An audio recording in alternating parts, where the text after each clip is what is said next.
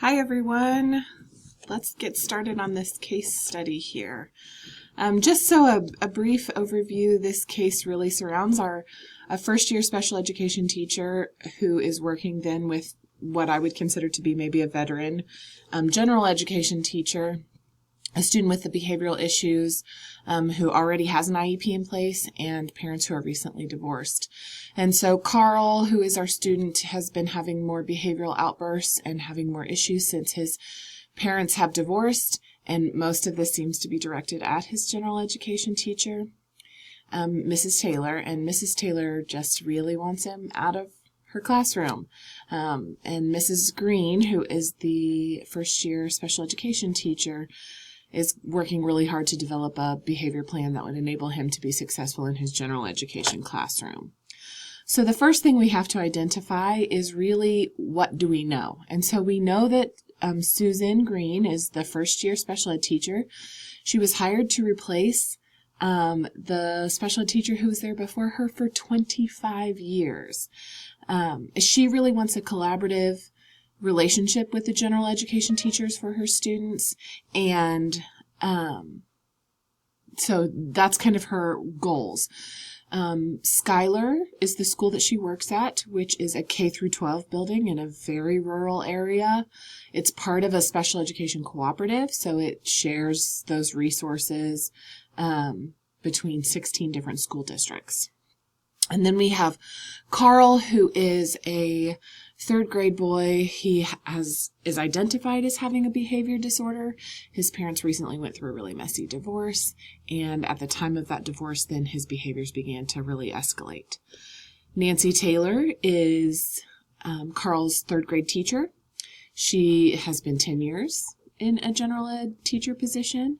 She is obviously struggling to manage Carl's behaviors. She wants him out of her room.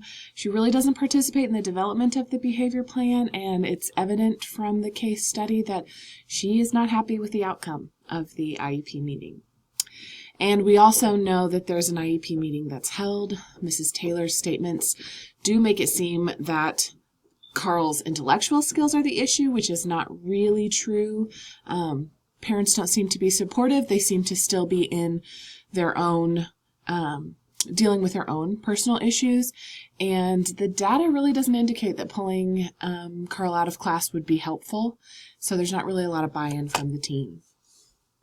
So next we have to discuss what we need to know. And so some things I would like to know is, what resources would the cooperative have to help both Susan and Carl? So is there a social worker or a counselor who could maybe come and meet with Carl to help him kind of process through this difficult time? What are the specifics of his current behavior intervention plan? Is Carl or his family, are they receiving any supports outside of the home, mental health or counseling? Again, this is a very difficult time for him. And also, I'd like to know how much training or mentoring Susan is getting as a first-year teacher to kind of help her develop those positive relationships with the teachers in her building. And I'd also like to know kind of what is the policy on aggressive behaviors for the school. So then, identifying a problem. And I looked at two things when I was considering the problem. One, I don't believe that first-year teacher, that Mrs. Green, has the support or the resources to help her meet Carl's needs so that he could be successful in his general ed classroom. And two, I also think Mrs. Taylor is more concerned with getting him out than meeting his needs within his environment. So ultimately, I feel like when we identify the problem, it's one of teamwork, collaboration, in order to provide Carl with the support he needs to be successful in the least restrictive environment of his general education classroom. So then our plan of action. First, I would like to determine if those resources are available beyond what he's getting now. Social work, counseling, mental health, any of those things. Is it possible that there could be something else that could help him? Next, I would meet with both teachers. I would say, we need to determine what specifically are their needs, and what are their concerns. Mrs. Taylor is obviously with Carl a whole lot more than Mrs. Green is. And so what is she seeing within the classroom? And in that meeting, what I would do my best to do is shift the focus then back to Carl, not about how uncomfortable it is for her as a teacher, but to focus on Carl and what he needs. Then I would work as a team to develop a plan rather than putting all the responsibility on Susan for creating the behavior plan. I would want us all to work together to make sure that his needs are being met in that least restrictive environment. After that, I think it would be important to set some goals, to, specific measurable goals to document progress within the general education classroom, because it is possible that the general ed classroom is not the least restrictive environment, and he may need more pull-out time. But until you have the data to support that, you still have to go with the general ed classroom. And then I would continue to monitor that plan. So we would have to discuss how things were going. We would make sure our data is collected and kind of think critically about that data. And then I would want to make sure we're keeping the meetings child-focused. Finally, I would want to communicate with each team member, which would ensure the successful implementation of the behavior plan. And I would also want the parents to be included in that communication, as they are important members of the special education team. So the resolution and promoting the success for all students. I think my first strategy is going to be to get that IEP team to collaborate. By working as a team, I feel like everybody will have some ownership, and we can kind of hash out some concerns that teachers would have to make sure that Carl's needs are being met. The second strategy that I would use is to look for those additional resources. And if Susan, Mrs. Green, didn't feel comfortable with how to handle his social emotional issues, possibly the special education cooperative would have something. And so to look for that. And then the third strategy that I have is just to listen. By listening to the parents and by listening to the teachers and even to Carl, it ensures that everyone is heard and that any issue that maybe comes up, we can kind of deal with quickly. So as I was going through this, I'm thinking, one, this environment is really not conducive for learning for Carl. I could tell that Susan does not feel supportive. I can feel like the team is not really a team at all, and that Carl really needs additional supports. What was I feeling? A little frustrated with the limited supports that seem to be available for everyone. And I was feeling really some concerns for Carl and the trauma and stress that he's going through right now. And valuing, I was valuing Carl's needs, both socially, emotionally, and academically. And then I value the fact that everybody has a voice or should have a voice within the team. Parents, general ed teacher, special ed teacher, administrators, even Carl. So then talking about kind of some unresolved issues.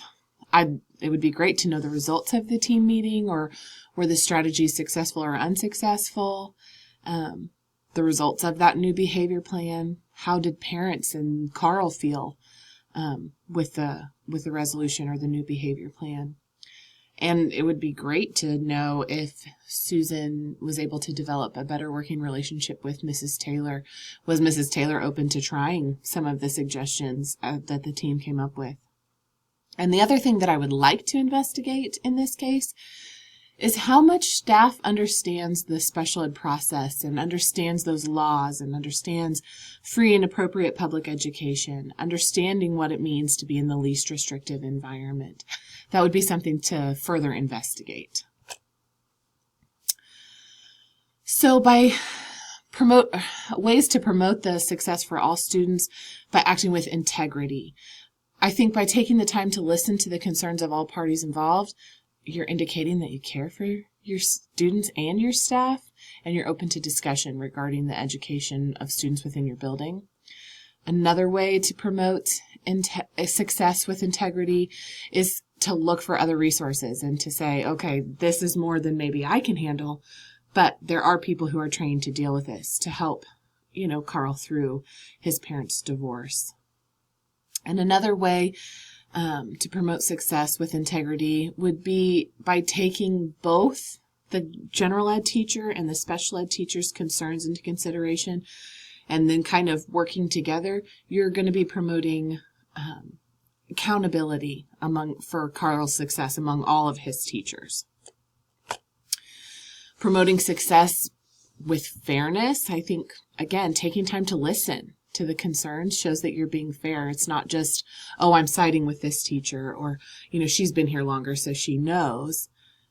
We can just work on this as a team, and so then we're being fair to everybody. Another way would be to working together to develop and monitor that behavior intervention plan for Carl. I think you're going to be using data appropriately to make sure that Carl's instruction is improving and that he's getting his needs met.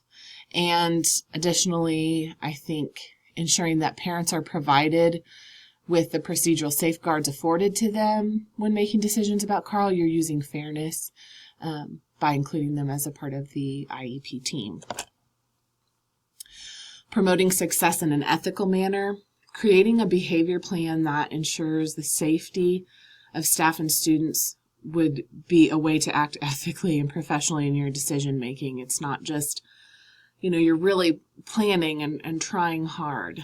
Another one, by working with Carl's teachers to implement strategies for a successful learning environment. I think you're placing the children at the center of education and still accepting responsibility for each student's education.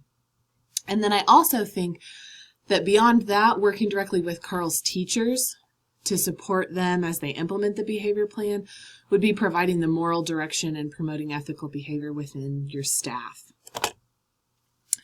So as a future administrator working with the special education population, it will be so important, one, to be informed on the special education process, to know and be aware of those procedural safeguards afforded to parents, and to work with staff to ensure that all students are provided with a free and appropriate public education in the least restrictive environment.